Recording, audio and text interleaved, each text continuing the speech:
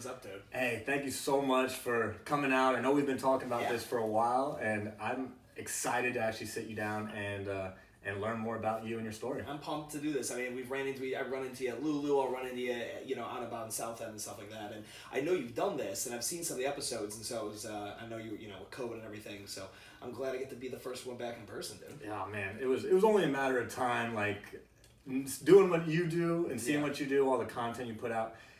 I knew I had to get you on. And so I'm glad we made it happen. Let's do it. So for everyone who doesn't know who you are, give us a little breakdown on who you are, what you're up to. Yeah, so I live here in Charlotte, North Carolina now. I moved here at the end of 2009. So my entire career, my business career has always been in the fitness industry. I was in college. I was at a fraternity house, a bunch of wrestlers. And wrestlers, as you know, are crazy. Yeah. These are crazy people. Wow. So starting off strong. Yeah, 100%. So I all these wrestlers, and I'm the only non-wrestler in the house, right? I'm the strength and conditioning guy. I found CrossFit in 2006, and it was like a hot stock tip. No one had ever heard of it. Yeah. And so then I was like, I really think there's something here. So I got in a lot of trouble in college, like a lot of disciplinary trouble, and I was given, I think it's like 600-700 hours of community service. So I go to the athletic director, I'm like, bro, I'm certified in this thing called CrossFit. I know you don't know what that is, but we went to this shit D3 school. So like we had no money for like the wrestling team didn't have their own strength and conditioning coach like a D1 or good D2 school would. So I was like, I'll do it. I will train the wrestlers. I will use this CrossFit thing and let me work off my community service hours. And so I spent 2 years training them, the softball team, a couple other teams, and I just kind of got my chops, wet from coaching. So coaching, that took me to Nashville, Tennessee. I started working at a CrossFit gym, and then I realized I don't know what I'm doing business-wise. This guy doesn't know what he's doing business-wise. So I went and sold my soul, and I went to Globo Gym. It's called an Urban Active. It's a subsidiary of a Gold's Gym. Okay. Personal trainer, worked my way up. That brought me to Charlotte. I climbed the ranks of the Globo Gym company, and then I started my own company here when living at the Spectrum, actually, this apartment complex, in 2010.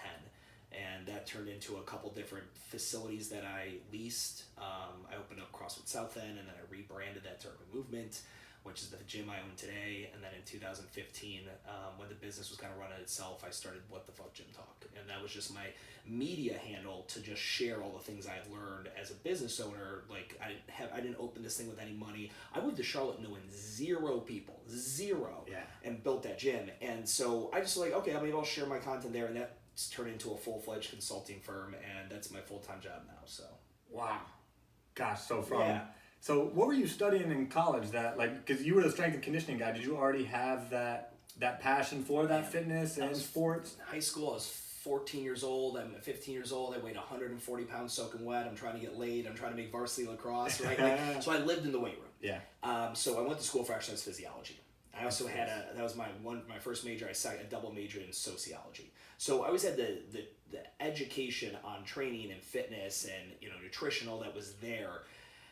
But you don't really take that into the job market. Like anyone who's listening to this who maybe is scholastically or university involved in some kind of health sciences field, you don't have a lot of options. You don't. You can go be a strength and conditioning coach and hope to be like a D1 strength and conditioning coach someday, but that's a very short timeline because if that head coach F's up and he has a shit season and he gets chopped, you're next on the chopping block. So you got to be comfortable being nomadic, bouncing from college to college, and probably have to spend 6 years in a shit D3 school college town to get your feet wet. And I decided, collegiate strength and conditioning wasn't for me. Private sector was going to be better. I wanted to open up my own thing. But that's, going to Globo Gym, I hated that too. That's a shitty gig. That's a business model where they need 10,000 memberships and they hope nobody shows up. And I hated that idea. I'm like, I want to help people. I want to train people.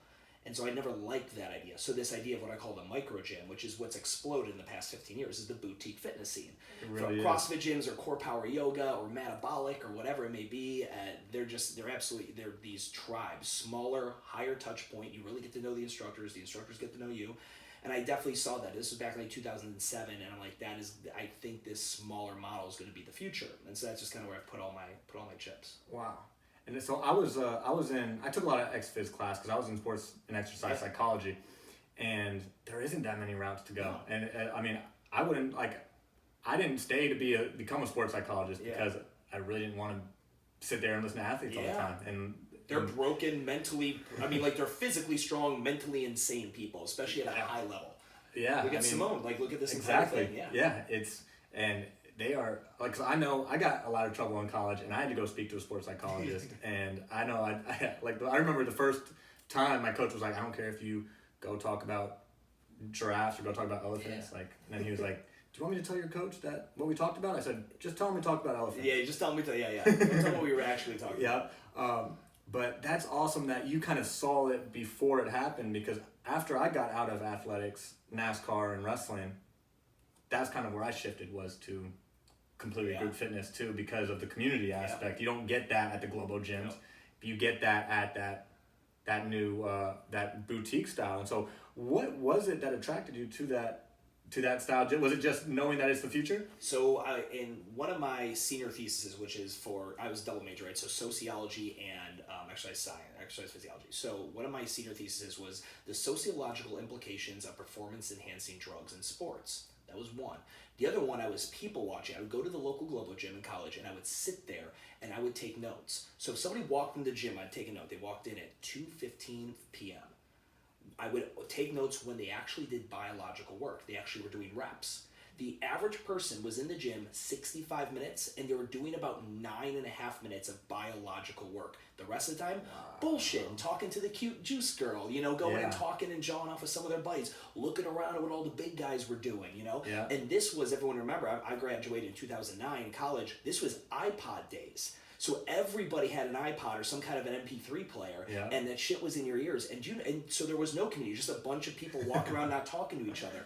The first time you go into group fitness, and they're like, no, you can't wear an iPod. And you're like, huh? What? I can't listen to music? Like, no, you have to listen to us. We got the music playing. And that's when I really saw that. I was like, okay, this makes sense. And it was also the Globo gym. If you went to a gym pre-2010, you went to the gym, you lifted weights, and then you got on some cardio in some way, shape, or form. CrossFit was the first program to publicize and say, don't segregate cardiovascular and resistance training. Blend that shit together. Yeah. They didn't invent the power clean and the pull-up and running. They were the first one to put it all together. Like, the Beatles did not invent the D chord, the G chord, or the C, but they put it in a way in which it made sense to everybody. And that's what CrossFit is. Every version, and again, I'm not a CrossFit affiliate anymore. I'm not like a hardcore CrossFit fan, but I do respect everything you look at, whether it's Barry's, Metabolic, F45, Orange Theory, Urban Movement, whatever it may be, is a subsidiary or an evolution of that concept of high-intensity interval training type scenario, which all came from the breadth and depth of CrossFit. Yeah. And even from my eyes, CrossFit was the first group fitness that I had done. It was the first one that I had known about, and whether you like CrossFit or not, you can't really bag on it, because it was, at least for a lot of people, I think, it was the originator of group fitness. It was. I mean, so before that, you had Curves. Curves was the fastest growing fitness franchise in the world, and in the U.S., and they went out of business. And Curves, if anyone's familiar with this, if your mom might have did it, there was just a bunch of selectorized equipment. So you'd sit there and had a leg extension machine, and another one was like a bicep preacher curl machine. It was all machines, but it was in a big circle, and ladies would get on a machine, and they'd go for 30 to 60 seconds, and then a nice woman in the middle would go, okay, ladies, switch. And they'd play like musical chairs, and they just switch and go around a circle for 30 to 60 minutes, and that was the franchise model. And we look at that now, we're like, of course that failed. Like, duh. But at the time, Curves exploded. It was insane. So, the thing with CrossFit that was really cool, they tapped into the primal element of, it is fun to power clean and deadlift and pull up, but unless you were in collegiate sports, you didn't do those things. Like, you didn't. Where would you have done it? You would have had to learn it by watching Pump and Iron and getting into Arnold and the bodybuilding world. You would have had to be in a sports program at a decent level to know what a snatch is and understand the benefits of kettlebells and things like that. Yeah, and well, I'm glad that, because I went from wrestling, NASCAR, and then I did CrossFit I was actually doing CrossFit while I was in NASCAR. Yeah, okay. Biggest, strongest I've ever been. Oh, yeah? I mean, I was 190 solid, almost 195, and after wrestling in college, I 157.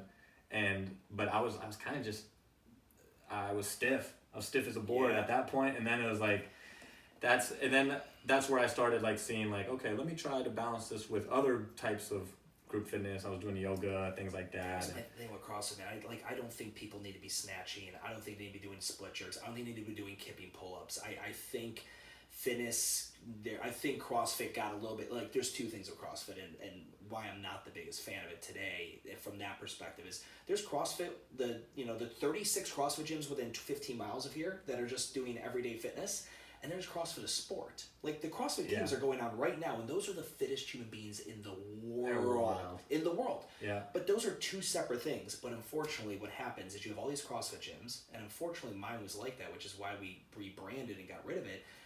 I would have these 24-year-old kids who work at Bank of America showing up and working out 2 to 3 times a day because they want to compete in a CrossFit event on the weekend. I'm like, listen, you came in here just wanting to lose 10 pounds and have a good time, and now you're crying at the end of a workout. Like, it's really not that big of a deal. Go live your life and eat a fucking chocolate bar or do something. Like, just enjoy life a little. And I just, at a certain point, I just grew a little detached from the hardcore competitive side of CrossFit, the general population fitness program. Look good naked, feel good. Like, it got so intense and competitive, and I was like, I gotta break this and go in a completely different direction. So that's what we did. Wow. So what did you take from the CrossFit model, and then what other inspirations did you pull from to kind of get to what is now Urban Movement? So with Urban Movement, I tell people, nobody knows your brand, because compared to these two, nobody knows Urban Movement. But I'm like, it's like CrossFit, but less douchey and intimidating, and it's like Orange Theory, but less boring and cardio driven. We're right in the middle. I think Metabolic has done a really good job. I know those guys very well. But I do believe in the barbell, and I believe in pull-ups. I believe in time under tension. So whereas CrossFit is go as fast as possible, I'm generally always going the opposite. When I see a trend, I go in the opposite direction. So we lift generally as slow as we have crazy tempos to our lift. So instead of doing 30 squats as quick as possible, we'll do 6 at a 7-second tempo down, a 7-second hold at the bottom, and then explode out. So like for 14 seconds, you're like, holy shit, this weight feels so heavy. So we do a ton of tempo training and time under tension. We got rid of a lot of the movements, the handstand push-ups, the snatching, the kipping this, the kipping that, and everything is strict based, which I really like. There's no injuries like there is at a CrossFit gym when you don't have that stuff. So that's kind of the elements. But again, at the end of the day, we use rowers and we jump on boxes and we use barbells and dumbbells and kettlebells. It's all very reminiscent, just in my opinion, like a more sophisticated version of the technical definition of CrossFit is constantly varied functional movements and high intensity, which is what MAD and Alchemy and Orange Theory and F45 and Eat the Frog, we're all doing, Hive is doing, we're all doing constantly varied, changing functional movements. You get to find functional one way or another at a relatively high intensity. That's what everyone's doing now. So it's, I'm glad it was a part of my past. I appreciate it. I think it's amazing. I'm glad what it's done for the fitness industry, but that was a brand that I just couldn't align myself with anymore. Yeah, shoot, I hear you. I mean, because I enjoyed it, but there's a certain thing that kind of came with me in CrossFit was that like you have to kind of have someone that has your back coaching you, and like ready to either like in your class, hey, slow down those reps. You're not doing 45, you're doing 6. Like a legit strength and conditioning coach. Yeah, and because when I went into CrossFit, I mean, I imagine that the coach just saw me who had perfect clean form, perfect snatch form, and was like, you were an athlete. This is the guy I've been waiting for. Yeah, correct. Let's get this guy going. Yeah. And then once I got going, I like no sports psychology. I was so ego that I was like, let me win this workout, and I'm gonna win every workout. It's the wrestler in you too. It was yeah. And then luckily yoga took that out of me. I was like, this is my practice. If I'm not feeling it, I can slow down. Kind of thing. And then luckily I didn't get injured in that time. But you really do have to, and that's why I like the other group fitnesses too, because you have someone that's there battling for you, telling you what to do, checking your forms, things like that, where sometimes it gets overlooked, where they're like, hey, pick it up, you got a minute and a half left. And so the professionalism in the fitness industry is tough. Like we look at, like within a mile of where you and me are sitting right now, there's probably 15 different boutique fitness facilities. And all the coaches, regardless of how much they're paid hourly, whether it's maybe like Flywheel where they're making maybe up to $120 or $150 a class, or it's a lowly CrossFit gym where they're making $20 a class, it's hard. There's no real future profession for that individual. Generally what happens is someone works in a gym as a trainer or a coach or group instructor, and they do it long enough. Hopefully maybe they save up some money, or they get a client that really likes them that has some money, and they open up their own gym. The fitness industry is completely incestual in that nature, which I like, that's a great entrepreneurial journey that so in other industries experience as well.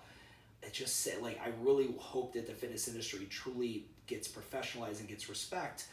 There's a great line the original founder of CrossFit always says, listen, going to a coach, like a fitness instructor or a trainer, is like going and getting swim lessons. He's a swim instructor. When you have to go to the doctor because you have hypertension and you're 45 pounds overweight and you've got all these health issues now because you never took care of your body, that's like having to get the lifeguard because you're fucking drowning, right?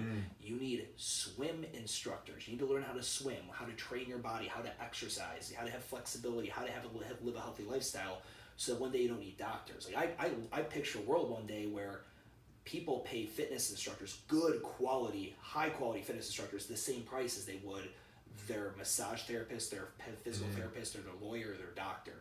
Because truly, if you wanted someone who's going to set you up for life, it's that human being, someone who really gets you into fitness. So, I got a lot of thoughts on the fitness industry as large as all that, but no, I tip my hat to CrossFit and what they did is from a fitness revolution standpoint. Because anything anyone is doing today in a group fitness facility, there was an iota of genesis from that CrossFit movement.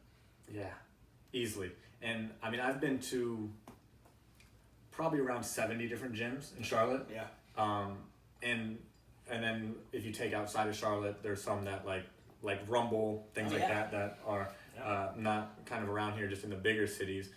And I went in there like a sports psychologist and was kind of going in there like once I started working at Lulu, they were helping me kind of go to all the gyms. I was like, let me see what these gyms and instructors are doing, like for the exerciser, how the instructor plays a big role in the whole practice, their timing, their cues that go with the workout, whether it's a bar class, a yoga class. And so I know that you've been to a lot of different gyms too. And so how do you kind of do you take little bits of all the gyms that you go to, or do you go to these other gyms, see, and then try to do something different so that you can be unique? So when I started WTF Gym Talk, I knew I wanted to speak intelligently, but I only had my four walls. I only had that CrossFit South End, and I started a boot camp prior to that, and I had a mobile personal training. I can only speak to my experience. So I did exactly that. I started going on field trips. I would go in, not only here in Charlotte, but I would like travel. Like I heard of this amazing studio in Manhattan called Box and Flow. It's a boxing yoga hybrid. I was like, that sounds super dope. I want to check that out. I went there. I brought my gear. I interviewed the founder. It was just, I wanted to taste test some really cool concepts because there are some great ideas out there that that had not come to Charlotte yet. So when I think of going and checking out other studios, it was number one is from an education standpoint. So when I made content or I was giving studio and gym owners business advice, I could say, okay, I maybe have never opened a bar and Pilates studio, but I've spoken with 20 different operators and I've worked with them or talked with them, and I understand the difference in the model versus what I've done in the past. And so I looked at it as like continuing my education to further increase my value proposition for the consulting and that kind of thing. That's because I've actually thought about that too, like consulting, because I'm just like, man, I've been to all these different gyms. I know what they're doing. I can see the difference, and I like, just because like I know, but I'm coming from an athlete perspective, but that consulting part is huge. I've actually like tried to help people. I tried to help a yoga studio open up, tried to just get personnel in there, but the consulting part sounds nice because you do see different things at like different gyms. Like me going to Rockbox all the time and then going to Rumble. Sure. And then it's like, whoa, there's a huge difference. There's just even like Barry's like idolizing the instructor. Yeah. You look on the TVs and the instructor is doing the jab cross, and not just a generic jab cross. Yes. It's like, but if you go to another instructor, they're doing theirs too. And it's little things like that kind of give the experience, because at the end of the day, that's kind of what you're given is this workout experience. You're like, especially those places, you're taking them out of their world, blackout walls. Yeah. You're going into, it's a very, encapsulating experience. Well, you think about fitness, it's one of these things where, like in Charlotte, the average boutique, fitness membership, say let's ballpark $200, right? Yeah. You spend $200 a month, which is a car note for some people, to go to a place that is going to put you in physical and mental pain, and you don't look any different when you leave. Now, let's take this to any other industry. A salon owner. A woman goes into a salon, drops $400, $300, your ass looks different when you walk out. You go to the bar, you drop $200, $300, you're drunk as shit when you walk out. You're hungry, you go to the restaurant, and you're no longer hungry. You go to Lulu, and now you got new threads. Like, instant gratification happens everywhere. except for like the fitness industry, even a chiropractor, physical therapist. I keep going down the line. Massage, you feel better. You have endorphins going. But the reason you went in there was to look better naked and to be healthier. And we all know in fitness, it doesn't happen like that, bro. Like, Jack, you got to show back up day after day after day and come see me in a few years. I remember telling ladies all the time, and I have the shittiest sales approach. Be like, so am I going to lose like 20 pounds? I'm like, yeah, maybe, but probably not. And she's like, what? And I'm like, I'm not going to lie, most people don't stick it out long enough to lose 20 pounds. But if you do, you've got every opportunity in the world to lose that weight. And because fitness is difficult. People intrinsically, nobody wakes up like, man, I really want to lift a piece of iron today. Like, I really want to lift a piece of iron. But you do look at yourself in the mirror and be like, I don't like that shirt. I'm going to go to the mall. I want to buy a new shirt. Like, it just, fitness is weird that way, man. Like, when you think about the actual, like, that's why they had to become tribal, and they had to have the cool red lights. You got to make you feel like it's an experience, because we're not giving you anything for your money in the moment. It's an experience and a long tail, a long ROI benefit. Wow. I never thought about it like that. And I've been to a lot of different gyms, too, because... I mean, there's no instant gratification besides the feeling that you get. You ever been a fat kid? You've never been a fat kid. Never been a fat kid. Never been a fat kid. Or ectomorph by trade. Like, I have to work my ass off to put muscle on my body. I could eat Chipotle and pizza every night if I wanted to. I wouldn't get fat. I mean, I wouldn't look great or perform great, but we have that body type. So think about it. Like, for you and me, we're going to a gym and we're maintaining what we have and hopefully building on it. So it's like, it's more fun. You like putting yourself in the psychology of the person who's going there, and they're already 8 steps behind the 8 ball. They've never done anything. They're what I call like deconditioned. They're low training age. They just haven't had a lot of fitness experience, which is perfectly okay. You gotta imagine it's gotta be so hard for that individual to keep it going. I empathize with that. I think that's one of the reasons we always did really well is, finding the people that if you're willing to come in and bust your ass, we're willing to sit there and make sure you do it safely and have a good time, and and make it as enjoyable as having an ass-kicking workout can be. That is a perfect point that you made, because I am not like mentally I can physically push myself to the limits all day. Yeah. Mentally, I can't read a book all day. Yeah. I cannot read a book all day, but I could do a 24-hour race if I really wanted to and not quit. But I'd probably quit during that book, and so that's good that you put it in that perspective, because you got to think about the person walking in. Yeah, you have to, and when you think about it, the fact that people walk into these gyms, like again, like it's social media now is a little bit different. You can kind of get a feel for, well, are those my people or not? And that's what I like. One of the biggest thing I do consulting wise, I do a lot of brand consulting. So like I work with people and like we look at what messaging are you putting out to the world. And I'm like, yeah, but I want clients like that. Like, look at the bullshit you're putting out. I wouldn't join this gym either. You got dogs running around the floor, and the bathrooms are disgusting, and your coach is wearing flip-flops. Like, come on. Like, but the fact that people come into gyms blind, and they're like, hey, I want to get going, that first day they ever walk in the gym, it's the most motivated they'll ever be. Because the hardest thing in the world is walking into the gym. Just like in the content creation world that you and me are in, the hardest button is hitting record. The second hardest button is hitting upload. Yeah, so when you're in the content creation world and you can master those 2 buttons, with enough reps, it becomes kind of easy. But in the fitness world, the hardest thing, like I guarantee, like I don't know the stat on this, like officially, the amount of cars that pulled into the gym for their first trial class and pulled right back out because they saw a couple girls walking in, like, oh my God, I don't look like that. I can't train here. And I hate that. And it just, again, it takes someone, they've got to be in their own right headspace to make the commitment to a kind of scenario. Yeah. And that's why the first experience is so big. And this is something that I knew that you made sure the first time I went to Urban Movement was because you had that front desk receptionist who was right there ready to talk to you and everything. And because I've been to a gym. I remember I was on a run one time right here, Reebok CrossFit in Uptown. I walked in and I stood there about 10 minutes and no one said a word to me. And I walked out and never came back. And so it's like, but I could have been someone that was ready to go. That was eager. That was like, today's the day I'm going to do it. I'm going to walk into this gym and no one said anything to me. And then I walked out and never went back. And so, that first experience is huge. I think, and it doesn't matter who walks in that door. Sure. Like, first impressions matter. And I tell people, I forget whatever the name of the rap song is, but like I use this phrase, it must be your ass because it's not your face. And what I mean by that is, there can be gyms that don't have a lot of money. They don't look like Barry's. They don't have the magnificent bathrooms. They don't have the great neon lights and the branding.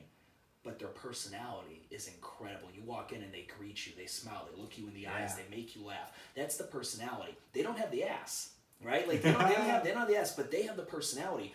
Versus, I've been to gyms that are the most beautiful, insane gyms I've ever been in, and just like you said, an absolute horrible client experience when I first walked in. No one said hi, blah blah. I mean, like I've got like, and you probably have them too. Just from going and dropping into gyms, I have got the most nightmarish stories you'd ever believe, like that should be in a comedy show of first class gym experiences as I travel around. And but yeah, you can look the part and be amazing, but if you don't have that personality and that experience to back it up, you won't be around in the industry long. My buddy had a phrase: "Don't let a bad face ruin a good ass." So always check the ass first. I love that. That's dope. Shout out Mikey Christmas for that one. Yeah, nice. don't let a bad face ruin a good ass. Check the ass first. That's right. He's a poet. He's a poet. So after the gym and everything got going, you started WTF Gym Talk. Yeah. Tell us a little bit about how that's grown over the years and how you've kind of navigated that 5 years, almost 6 years into that space. Yeah, I mean, I grew up in Cleveland, Ohio. I grew up as a kid sitting around a bunch of, Irish grandparents and stuff. Everyone's swearing at the TV watching the Cleveland Browns. And so I've always had that, that little bit of it, just a little bit of an edge. My heroes growing up were George Carlin and Richard Pryor. And just that was just kind of always my demeanor. And so when I started WTF Gym Talk, it was meant to be this kind of shock jock, Howard Stern, in your face, business advice. And when I pivoted, I remember telling Isaac, you've probably met Isaac at the gym. She's my GM. She's been my GM forever, and she's my road dog. And I said, hey, listen, I'm gonna start doing this thing. I wasn't really working in the gym anymore. I'm like, I'm gonna go all in on it. And I said I was gonna go all in. And I started making content, and I did it for like 6 months, and then I just maybe I wasn't seeing the traction I wanted or whatever, so I stopped. It was like a 4-month period where I kind of quit it.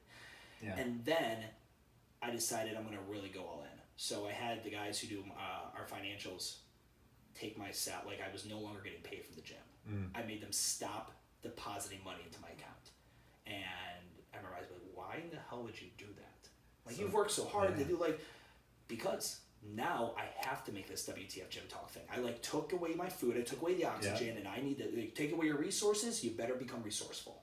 And so that's when WTF kind of really catapulted in 2006, 2007.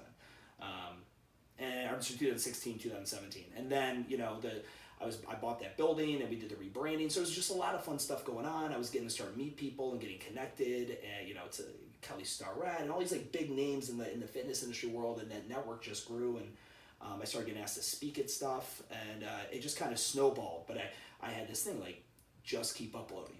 Yeah. It was and there was a period of time where I was every 3 days, and I upload a video every 3 days. I have a new client on the 4th. Oh my God, is that the equation?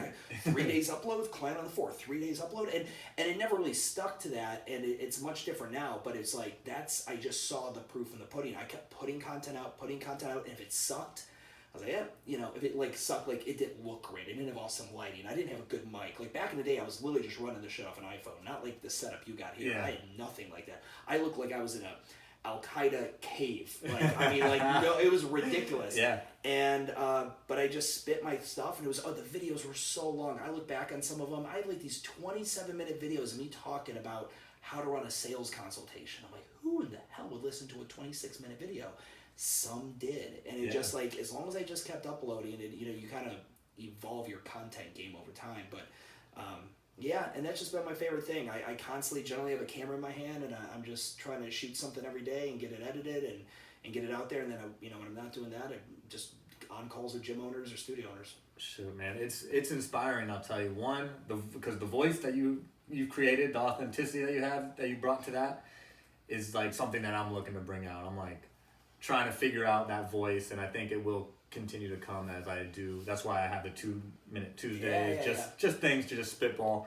Good practice runs, man. It's just every piece of content is just for you to practice your own spiel. When stand-up comedians get up on open mic night, just to practice. They know they're going to kind of get booed, and it's not going to be a good set, but they gotta hear it out there. They just gotta get it out. Yeah, and And then, because I actually remember when I was starting the podcast, I went, I had 7 episodes, maybe 8 recorded already, none released. I was shocked I was in hesitation to release the first episode. The upload button hadn't been hit. You hit record. I hit record, just not upload. And then I went on a CrossFit cruise, actually, Watt on the Waves. Oh my God, you went on the first Watt on the Waves? Dude, I won a ticket off of Instagram. Oh my God. I strategically, if I tell you the damn story, I spent one night really doing the research of all the people giving away the free, and then I would look at their comments, and I was like, all right, which one do I have the best chance on? And then, all right, in those comments, how many of those are actual entries? I found the one, and I blew it the fuck up. I blew it up, and then a couple weeks later, they were like, hey, you want a free cruise? I know the guy who founded that. He's out of Cleveland, Ohio. I've had him on the podcast, and we talked about Watt on the Waves, and it was, they made zero money, and they lost money on that entire event. Sure. Yeah, I mean, you're paying for all those top-notch celebrities that go there and do the whole thing, but all the stories I heard about it, it was just like fitness and debauchery. It sounded great. That was my only cruise I've ever been on. Yeah. And it was like the only cruise I ever want to go on. Yeah. Because it was just like a cruise with my kind of people. Crazy fit, positive, having a good time. Everyone's working out. Yep. There's workouts every day. Even the nights, if I had a long night and I didn't even want to drink, I'd go to a seminar and they teach me about endurance training. Yeah. Chris Henshaw probably put it on. Exactly. And then there were some I remember working out next to Carrie Pierce and Brooke Wells and all those people. But what showed me there was that I was near all these influencers because that's how they did it. They were like, if you're an influencer with this many followers, we're going to give you a room and a room to give away. And I was looking at all these influencers and I was like, look at them. They're doing it. They're doing it right now. Yeah. They're just they're doing it. And then they don't even think about it. And they press upload. And then I was like, holy shit, I'm sitting on a gold right now of conversations that I've had that people want to see. Immediately after I got back, I released my first episode. I love that story. That's a dope story. Was that 2019?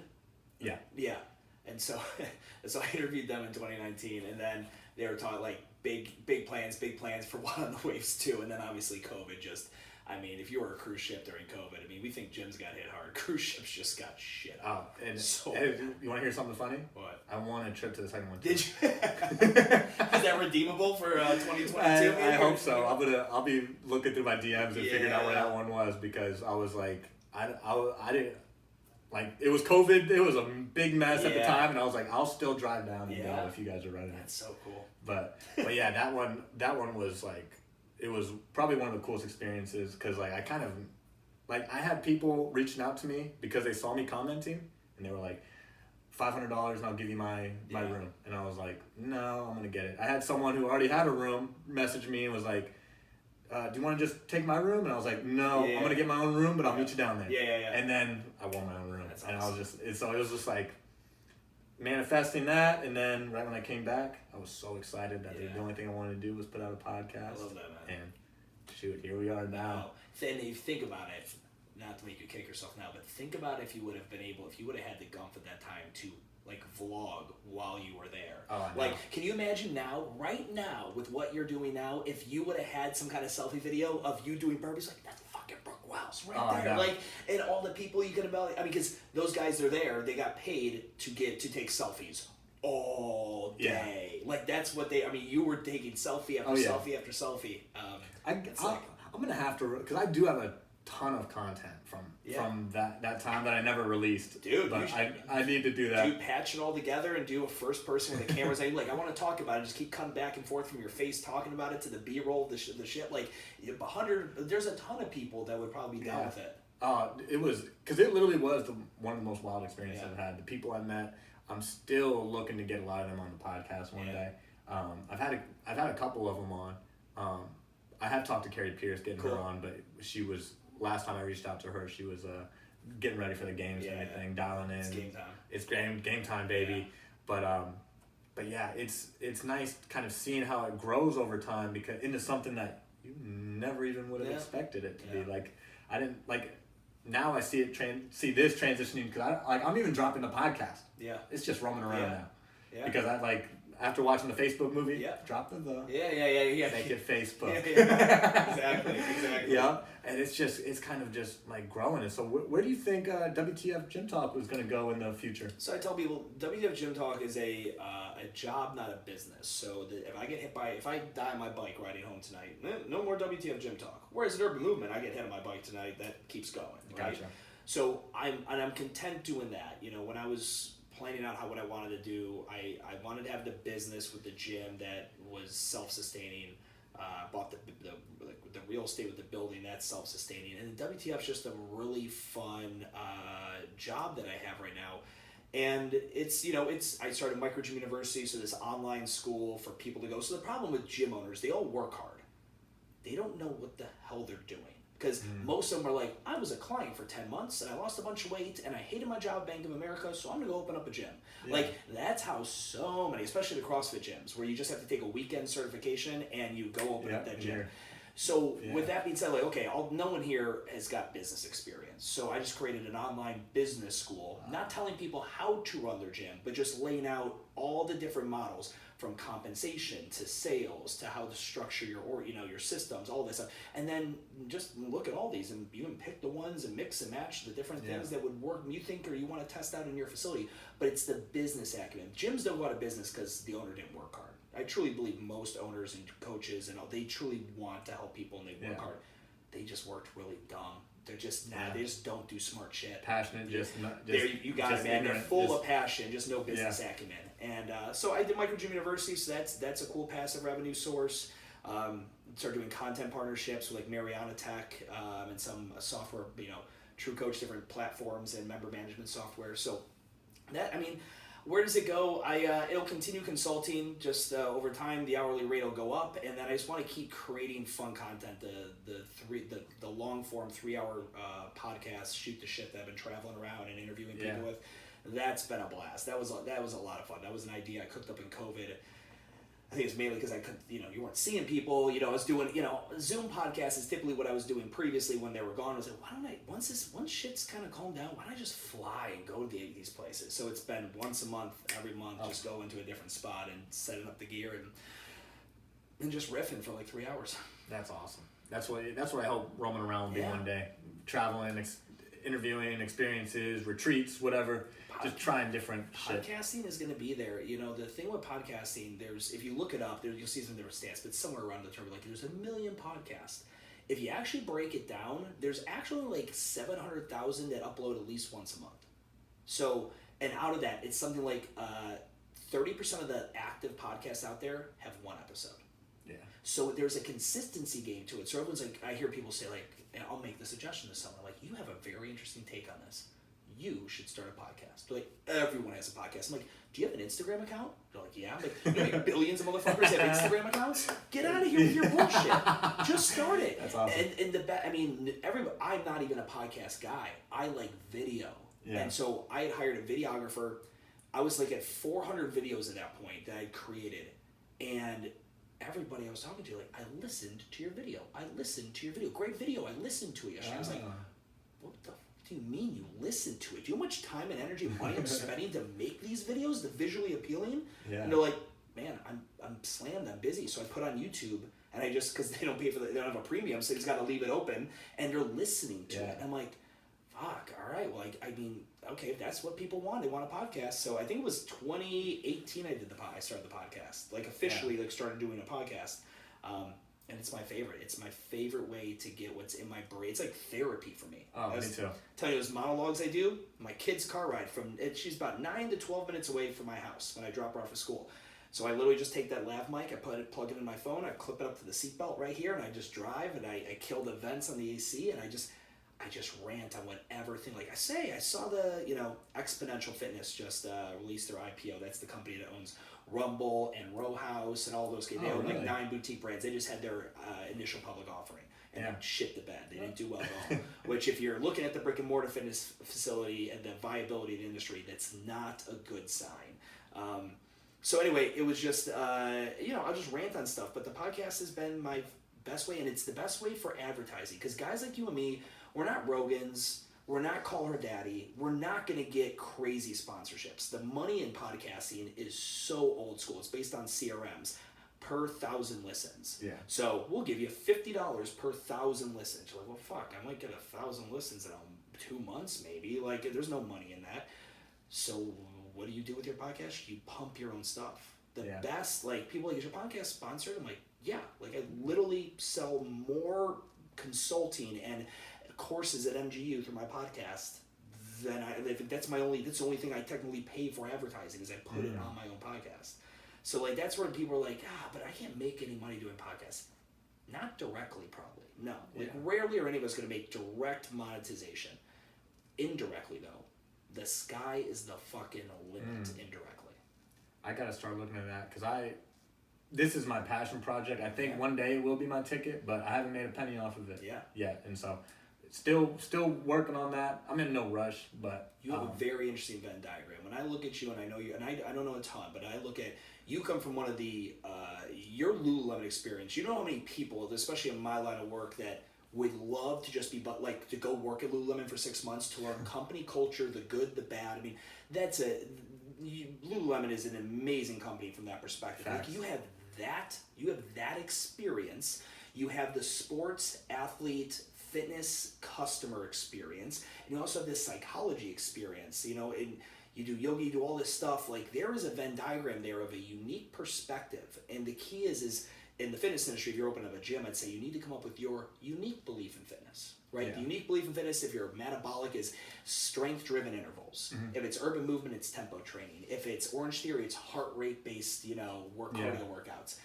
But if you want to get into like some kind of consulting or start like selling a course or selling your experience, so that's all consulting is. I have an experience that you don't have. Let me educate you on that. I would be looking at like, how can you take what you've learned at Lulu and your sports psychology stuff, and then this other Venn diagram of just being a practitioner of fitness in general. And, your thing could be, giving people consulting advice on client experience from a psychology standpoint. Yeah. And you start making content on that and you just start writing on it. I mean, I wrote blogs every month for free for a year and a half for a company called Box Pro Magazine. If anyone, you go put in Box Pro Magazine, Stu Brauer, you will see a list of free blogs I wrote because I just needed credibility. I needed somewhere to practice my reps. Yeah. And the written word I'm not great at. I'm way better at video and audio. But me too, yeah. That's why I started podcasting on a blog. I'm committed. I do one every month. I didn't get paid for it, but it was a good way for me to start flushing ideas out. Because it gave me like, I'd start typing, I'd be like, oh my God, that's fucking good. Yeah. It's like, I don't think I've ever heard anyone say it like that. What if I start saying that? It's like my thesis. Like anyone who listens to, let's say, Gary Vee. That dude's says the same 15 things. He's got the same kind of 15 theses. Yeah. Empathy and this and blah, blah, blah. And just like, those are just things, but he runs the same ones over and over and over again. And that's his, it'd be the unique belief in fitness or your unique perspective on something. And that's how you create a consulting gig. Because the way that I had thought about consulting, I was actually thinking of doing like personal consulting, like what gym would work best for you, and I'm figuring out how to use that. Even back in the day, I was even thinking like, all right, we're gonna get you a SweatNet discount so that you can try all these other gyms. We're gonna find you the damn gym that travel agent for fitness. Yeah. Essentially, like because I've had them all, we could sit down, we could see what your fitness level's at. What your because back in when I first started going to all these gyms, I hated hearing people say I hate going to the gym. Yep. I'm like, then go do something you like. I don't care if you like dancing. I don't care if you like go take a ballet class. Go do cardio dance with Katie. Go it doesn't matter what you like doing. I was calling it PE, physical entertainment. Find your physical entertainment, And so that was where my consulting originally started was like, let's get more people involved in these group fitness workouts and these boutique fitness so that then we can start building the community so that then now you're not alone working out with your iPod and getting 9 minutes in the... You know Miranda Shone's Where to Eat Charlotte? Yeah. Okay, it's a crazy successful handle. She's awesome. She's in the coffee shop at Urban all the time. Awesome girl. you should have Where to Sweat show. Like, essentially, if you want people to pay you for consulting and what gyms to go to, the first thing you got to be known as an authority on gyms. And how would you get known as an authority on gyms? If you did, hey, Roman Around's gym review, a weekly studio review, and you went to a different one and you just shot a little and you talked about it, and you covered, like, you always had, like, you had your 3 tiers: price, experience, and whatever, like the type of workout or whatever categories you came up with, and you just kind of started cataloging these things. That's how Miranda did it. She started at Where to Eat Charlotte just walking around on her phone. I interviewed her for the Gym's podcast, and she just take a photo of the menu and she'd talk about it, what I liked, what I didn't like, how was the service, the ambiance, all that. You do that on a long enough timeline, people just save your post and follow you because they know that's what you do. Gosh, I did that pre-COVID. I was like 3 gyms in. I did Barry's, I did Hot Works. I do got to get back into it. That's definitely one of my... And then roll it out in different mediums. So if you do like the video on it, then interview someone that works there on a podcast so you can talk about it, and then do some kind of visuals, take some photos while you're there, do a little carousel on your Instagram. I mean, it's that point, it's endless opportunity there. And then I kind of transitioned that to Zoom. Like, you see the So-Rights there. I interviewed Chris Kidowski, who was their he was their Kines guy that does all their interviews. They sent me the products. I test them out. I had Jazzercise. I had Brandon. That dude. He came into the old CrossFit South End one day. I don't know what he was doing. He was handing them out. And one of my coaches, Jesse, huge hippie, and he was like, "This is the greatest thing ever." And so he got it. I mean, he loved it. I remember Jazzercise. I had him on the podcast, and he sent me one. And that's sick. I gotta get back into that, because that was like it was me getting creative, and then COVID kind of shit the bucket for everything, but we're getting back into it. Do you see the future being, like, I believe in 10, 15, 20 years, everyone's going to be in what we call like the creator economy. They're all going to be content creators. Like, if you go back to the day, you had a blacksmith, and you had a woman you bought some goats from, and you had a dude you bought a hen from, and you had a guy who made the clothes. Like, everybody was an entrepreneur. They just had their own trade, their own skill. It wasn't until the industrialization that big companies emerged and conglomerates, and for such a long time it's been a handful of companies really running everything based on what industry you're in. Ford and GM if you're in cars, and IBM and Mac if you're in compute, whatever it may be. But now it's so, like, if I'm Macy's or Dillard's or Neiman Marcus, I'm not worried about the Macy's, Dillard's, or Neiman Marcus. I'm worried about the 10,000 Etsy shops, or I'm worried about the 100,000 Instagram little shops. Like, how many brands have you bumped into just because Instagram fed you the shit in the algorithm? And now you buy from them, whether it's a Melon Hat or Fuel Hunt or whatever it may be. It's crazy. So, like, when I think of where content creators go, I think everybody, like, why in the world would anyone want to go to college? Why in the world would anyone want to go to college besides to have fun? And I'm a huge fan of that. I did a fifth year. I did a fifth year just to party, man. I love college.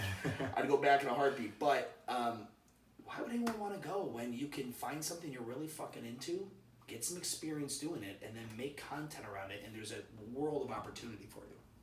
The content creators are just getting younger and younger. And especially, I can't even imagine how well these kids are going to know technology after playing with an iPad app too. Like, they'll be able to teach you how to use the technology. Like, we'll be out of date. Asking the little kids, just like the grandparents are now. I probably carry my camera around, my big fucking camera, right? Like, this fucking $6,000 camera. I carry around it, and kids are looking at me like, how old are you? Why are you carrying that dinosaur of technology around, bro? Phone. They got Use the phone. They got the little Osmo Pocket with the little 4K with the little 4K gimbal. Like, look at that guy. I know. It just like I've been forcing myself to do reels because I'm like, I'm not doing a reel. I'm gonna get my mirrorless camera. I'm gonna shoot it. I'm gonna upload the Final Cut Pro. I'm gonna color grade it. I'm like, or I could just do it like this, and it's way faster, and it's actually more in trend with what everyone's consuming right now. So kind of bringing it back to you. How have you kind of grown as a person, and how have you kind of like bettered yourself through the process of growing Urban Movement, WTF, things like that? Yeah, it's a good question. You know what? I think one thing with WTF and consulting, so the way my business works, my job works, is I'll do up to 40 hours of consulting per month at a set fee. And once I've hit 40, I don't do anymore. Like that's it. That's all I want to work per month is 40 hours. You do that, for years and years and years. You hear a lot of stories and you run into a lot of different people. In the beginning, I think I had less empathy for some owners. I thought you were either lazy or you weren't and you succeeded. Like I really thought that was a dichotomy of it. What I see now, I am way more empathetic. What I really think helped is I had a kid, I had a daughter. So I think that's like any guys out there, if you're I'm such an asshole. So like, what happens when you're an asshole? God gives you a daughter. That's how that goes, right? He just siphons just a little bit of the asshole out of you, or he keeps it in you, but you have to like learn to control yourself. But anyway, I think by working with more gym owners, especially with COVID happening, I become way more of an empathetic person, and I also understand now that there are some people that it's not that they're not trying. It's whatever. It's that they weren't set up for success anyway. I wish there would have been someone maybe to talk to them before they decided to take out a second mortgage, open this gym, follow this passion on a whim. Like there was no one to be like, stop. Like, do you really want to open a gym and be an owner? Or do you want to be like a coach that's paid really well? Like which one do you want? Because when you're an owner, you don't get to do all the fun things you're doing when you're a coach at that studio down the street, man. Like, so I developed a little bit. I think in the beginning I was a little bit more harsh when I would talk up at gym owners or studio owners as I was making content. And I think more recently, and someone might, if them sees my stuff, like they might be like, that's bullshit. You were making fun of pregnant women with their babies on their slings in class the other day. Anyway, I think I've become more empathetic of a person from just dealing with more scenarios and hearing more gym owner stories and things like that.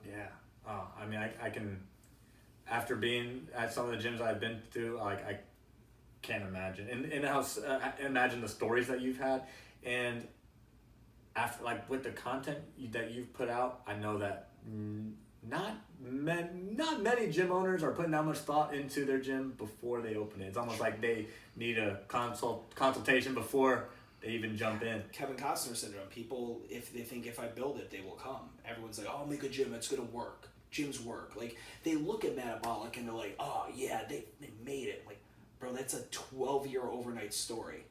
Like they didn't just make it now. They grinded their face off. They did it wrong 100 different times and they landed on a model that works. Like, and I think that's the other thing too, is probably the deeper my ecosystem got of really successful gym owners and companies in the US and all over that are doing this well. You hear these different stories and you kind of start realizing there is no one set style or like person that makes a great gym owner or studio owner.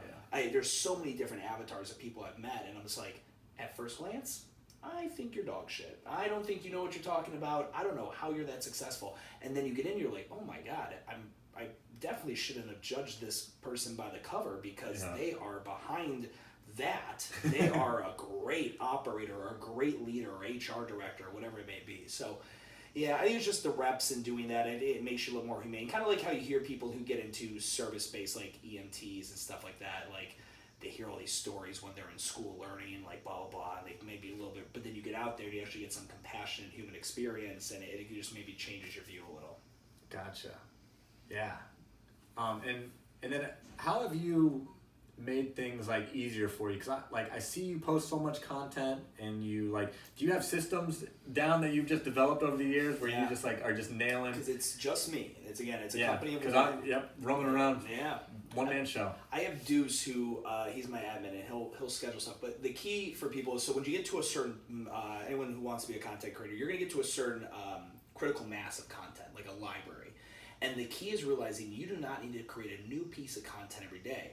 It is okay to repeat. Like if I say right now, and everyone listening, just say what comes to mind. 15 minutes could save you 15% or more on, everyone would say car insurance. Because you've heard that over and over and over. That's what good brands do. They punch you in the face with consistency. That's what they do. So I make a piece of content, I will repost that. I mean, I have videos that I made in 2016 and 15 that still people watch today, and I'll have people like, man, this is the best video I've ever seen, or this is the best video I've seen this month. I'm like, bro, I made that in 2016, but thank you. Like, so it's that repetition. So like when you sit on, I tell people generally, make 30 videos and then keep making make another 30 videos, but then reschedule and repost your other stuff. Because remember, organic social media, if you have 1,000 people that follow you on Instagram, outside of Reels, you post a video, less than 10% will see that video. Yeah. So you're like, oh, I've already made 10 videos on this topic. I'm like, nobody's seen it. Like, you can make 300 videos on a topic, and it still hasn't penetrated your audience at all. So again, like I was going back to like that Gary Vee thing. Like, most content creators have pretty like a set list, like a set list, like a musician would have, of the shit they talk about, and they just say it in different ways to different people on different platforms, wearing different outfits. Like, that is content creation. Like, you don't have to sort of like, God, I gotta think of something new today. Like, no, like, and wait for something to happen. You know, I saw a reel. I was literally just, dicking off, and I saw a reel of a mother wearing like a 3-month-old baby in a front pack, coaching a CrossFit class in a warehouse, no air conditioning, barbells flying everywhere, and I'm like, that's fucking ridiculous. And I said something to myself that was super smart ass, and I thought it was funny. I'm like, I'm just gonna say that into the camera, and like literally just boom, and like that was my content creation, new content for the day. It just randomly hit me. I didn't like sit there and think about it and whiteboard it, So once you get to a critical mass, I tell people, repost. That's big. It's funny because I remember starting, I had no camera. Like, I remember, like, I could do, like, when I was in NASCAR, I was always like walking down the track, and people knew this was my angle. I was like, what's up, y'all, we're out here doing this. But if I was actually saying something important that I wanted to say off my chest, I couldn't do it. Yeah, it's tough. And so I would actually start off my video before I started recording. I would say, hey, grandma, and then I would start recording, because in my head I just pictured, no matter what I say to my grandma, she's gonna love it. Oh my God, I love that a lot. That's such a cool unlock. And she's gonna love it no matter what. And so I'd say, hey, grandma, and then I'd start recording, and then I'd just say whatever I wanted. Funnier, man. If you would have just hit record and then said, hey, grandma, I guarantee you would have had fans making, hey, grandma Roman shirts. Like, that would have been hysterical. And there was that Snapchat filter where you could become an old lady at one point. Yeah. Like, that's so, but I love that unlock. That's I like that. You're like, when I say that I did something, and you're like, you should have just went with it. And that's it. I love that. Hindsight's 20/20, right? Yeah, it's 20/20, but it's. I made a commitment, so I did that. So I was very similar. Like, I would be like, I'm gonna go meet with somebody for lunch, and I think we're gonna talk about, like, let's say I was gonna meet with Brandon Cullen. I'm like, I'm gonna go with Brandon Cullen. I'm not bringing my camera. I don't want to feel weird. I don't want to make him feel weird. I don't want to be that douchey, wannabe influencer guy with a camera set up while we're talking. Every time I did that, every time I would walk out, I'd be like, oh my God, there were so many nugs that came out of that conversation. That would have been great content. Don't quit being such a sissy. You should have just set it up. So I committed to something, like, you'll never regret having the footage, because you never have to use it. The other person can say, hey, please don't use it, please edit that out, whatever, but you will always regret if you don't have it at all. So that's when I literally committed. It was I carried this camera around with me everywhere for it was a little over a year and a half, and I just committed to that, and that's kind of just been a thing for anyone that's wanting to create content. Have whatever, your phone on you, which is perfect, but don't hesitate to hit record. And we're in a world now where it's not weird. We think it's weird. It's really not. Like, I've never had anyone like, hey, I'm gonna record this conversation in case we talk about something cool, that's so I can post. Is that cool with you? I've never had anyone say no.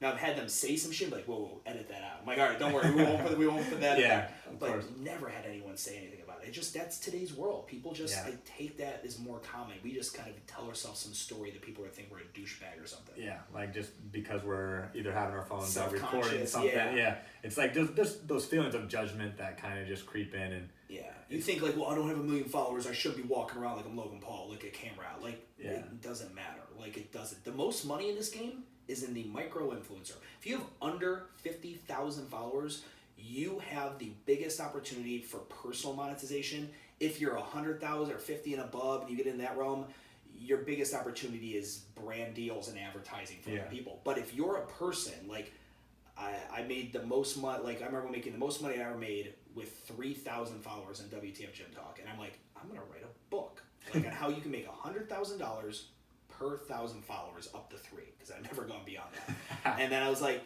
you don't need a ton of people. You need a very deep audience. They get you. They love you. They know your isms. Like, they get your shit. They know your lexicon. Not a huge audience of people that are like, that don't, you're just following you because you look good with the shirt off or whatever it may be. Yeah, I'm still at that point. Yeah. Still at that point where they're just like, yeah, his shirt's still on. I'll scroll to the next one. Next. His shirts are I'll still come on. back This with one's his shirts off. a 45-second video with him talking. Nah. That's the hard part about fitness content and fitness influencers. It's like, how much depth do you really have? You have width. Like, sure, you have 90,000 people following you, but the second those ass pics go away, or the second you're not demoing a workout with the shirt off, where does that go? We might go by Marcus Philly. He owns Functional Bodybuilding, and he's a huge influence on social media and Instagram. And so much of his content now is like him and his wife getting a workout in, or him cooking meals, and they're not always him. Now he's shirtless working out a ton, but like he's kind of diversified that content, and that's how you really test that audience. You really kind of pressure test it. Like, do I have real loyal fans? Or do I have people that are just here for the flashy, superficial, surface level shit? Yeah, because I know when I post something that like this one's gonna get some likes. Yeah. But then it's like I've liked that I've grown to the point now where I'm just like, yeah, this looks good. Boom. Yep. Let's just send it. Yeah. Don't even look at notifications if I don't want to. I'll answer comments, things like that. But it's nice when you kind of let go of that crutch of likes. Yeah, and saying like and thinking attention. Correct, and like that's especially in today's world, the like is especially on Instagram is the least valuable return metric. It's a save is right now the most valuable. Yeah. So like the more educational shit you could put out, because that's the only people save stuff that's funny, so they show their girlfriend later, their boyfriend, or they save things that was like how to use Canva to make a carousel on Instagram. Yeah. Right, like you're like, oh fuck, I don't know how to make a carousel. On Instagram. 3 best exercises for abs. Save like that is where the value is, because when you're a content creator, you have 2 jobs. You either, and it has to be or ideally both. You either entertain or you educate. That's it. And if you can be entertaining while educating, you're fucking unstoppable. Yeah, like that's the combo. That's what I want to work more towards storytelling. Yeah, and then bringing it back to an educational point. So then I can have those kind of like longer stream kind of videos that 2 minutes, say 2 minutes. Even TikTok now is 3 minutes, and so I could still put that. But I want to be able to keep those people engaged for those. Who's your favorite like content creator? Like from a storyteller perspective, who do you like find yourself personally watching and liking a lot? Ooh, that I don't know, honestly. I got in during the pandemic. I never listened to long form podcasts. I started selectively listening to some Rogan ones. I was probably one of the last people to start actually listening to Joe Rogan. Guy Raz has he's on NPR's How I Built This with Guy Raz, and there's no more incredible business entrepreneur storytelling than that show. The way because it's not an interview like this. He tells this narrative and then interjects the interview. Like if you never listened to How I Built This with Guy Raz, that's absolutely incredible. But yeah, there's some incredible Story Brand is a book by Donald Miller, and it talks about when you're telling a story, like Shakespearean stories go like this: character introduction, conflict, and resolution. 3-part acts. Well, he breaks it down a little bit further into 7 parts. But if you're a content creator and you want to figure out I want to kind of piece together my segment or my show, highly recommend checking out Story Brand by Donald Miller, because that's all we're doing. We're telling stories. You ever have a friend, we all have that friend that sucks at telling stories at the bar, and you're like, oh, get to the fucking point. Or they get to the end of it, and you're like, that was it? And then your mom called, that's what you just took up 4 minutes of my life about, because you're going to tell horrible story. Or you got one person telling it, and then their friend's like, oh, you suck at telling, let me restart it. And then it's like, oh, I got to hear it twice. Or when you hear it, people start listen, I'm going to tell you a story. You need to be there for it. Then why are you going to try to recreate it? Just let that magic have happened. Don't try to don't ruin it. Don't ruin it by trying to tell me some shit version of it. Yeah, and because I actually do find that these long form are my favorite. I mean, these are the reason why I don't go out as much anymore, because it's I don't care what you have to say out there when the music is so loud. It's not important. And then especially if you get around drunk people and then they start talking about the last time they were drunk, get me out of there. And so these are the conversations that really kind of lift me. But then the storytelling is going to be more just me. Just me, not just saying something about maybe my meditation or something about my thoughts in the middle of the sprint during the last workout that I did, how I broke through it, things like that. I like that. Just little share my experiences. In long form, everyone joked on Rogan for a long time. even though I wasn't watching it, I still heard the commentary, and even Tim Ferriss was a little long form back then too. But like people were like, no one's gonna listen to that long of a podcast. Yeah. The thing that long form allows you to do as an audience member is to really get to know that one. Because if you listen to a 30 or 60 minute podcast where someone's being interviewed, it's generally kind of topic based. Tell us your story. That's the first 20 minutes, and then let's talk about a couple different topics of whatever you are. So it's a very siloed version. But when you get into long form podcasting and you just kind of start randomly ranting about this, that, and I tried this sex position once, and I've done DMT, and I've done you kind of like, oh my God, I would have never known this stuff about that person. That's what long form allows, is for like that the person to actually kind of forget that that this is being recorded, and to just kind of engage in a conversation. And I even had to reframe the way that I was thinking about it, kind of like the way that you had to reframe, like when someone was coming into a gym and putting their eyes, me thinking that like, oh, I only got a couple downloads, but every time someone clicks my podcast, they want to put me in their ear. Yeah. It's very intimate. If it's just me on a podcast, or if it's me and my guest, they're usually in their car or working out by themselves. They're not listening to someone else. Yep.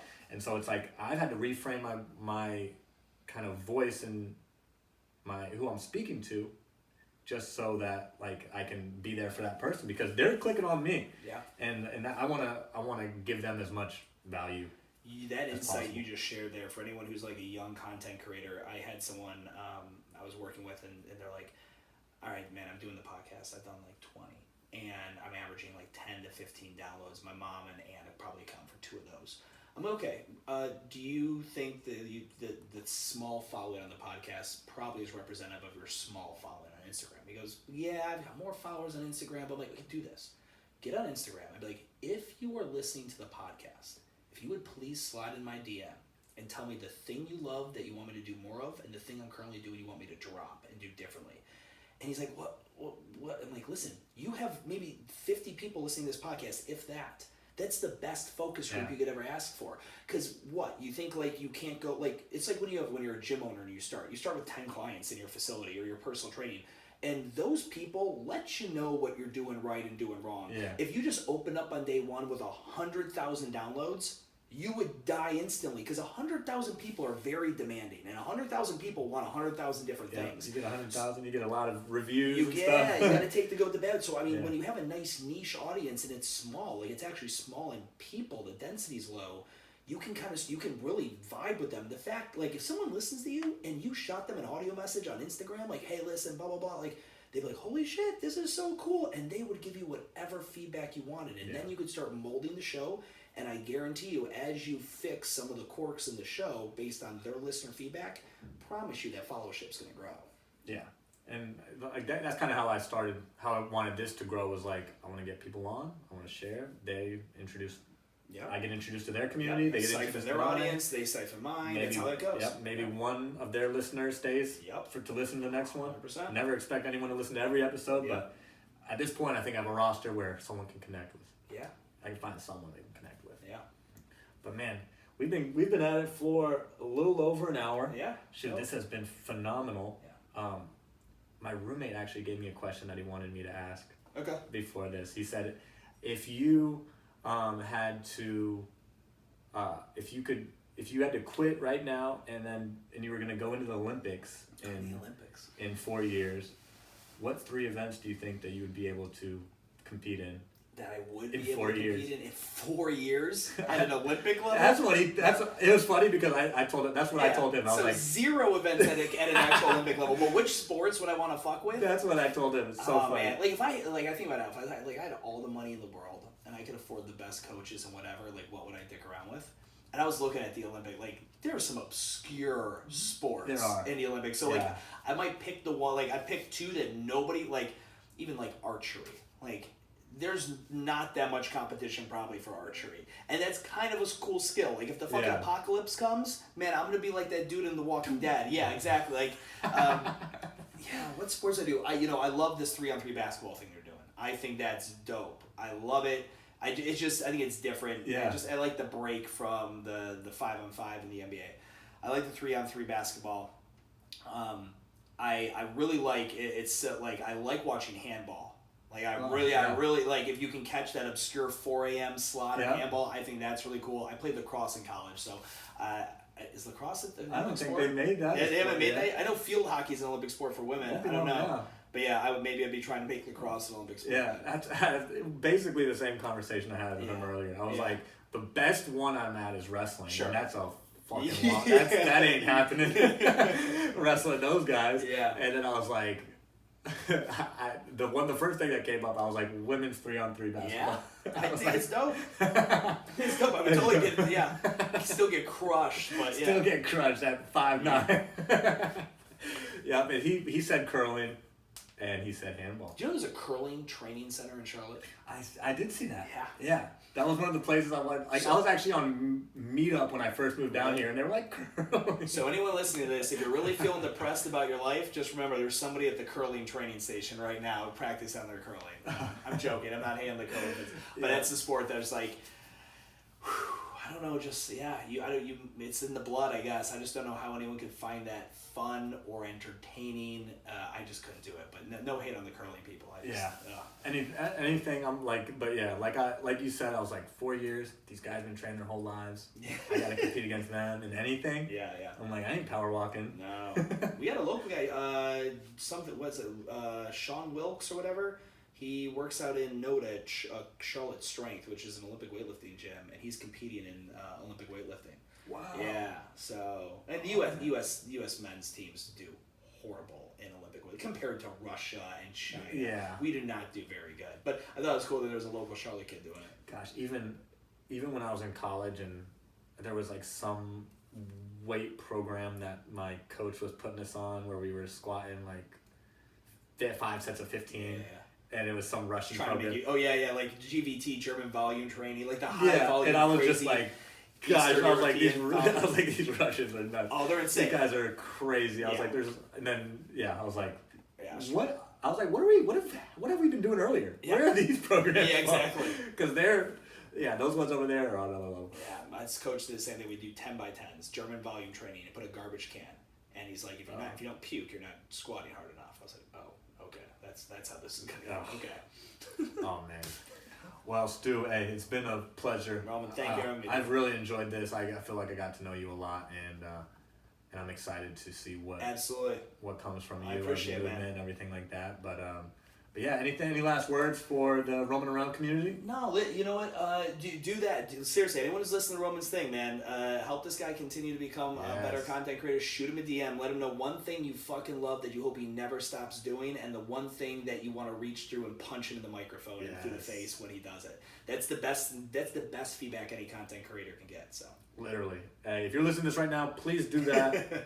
Subscribe, follow, everything else. But go hit up Stu. WTF Gym Talk. Go check out Urban Movement, everything. Phenomenal guy.